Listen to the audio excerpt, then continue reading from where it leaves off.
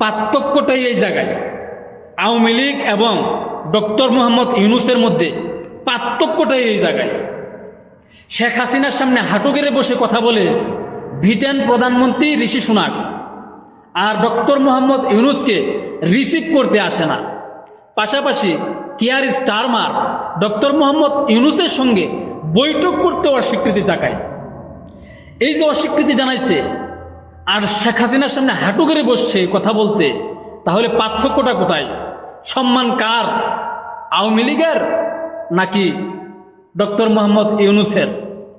আমি মনে করি এটা বাংলাদেশের ভাবমূর্তি নষ্ট করা হয়েছে, বাংলাদেশকে অবমাননা করা হয়েছে।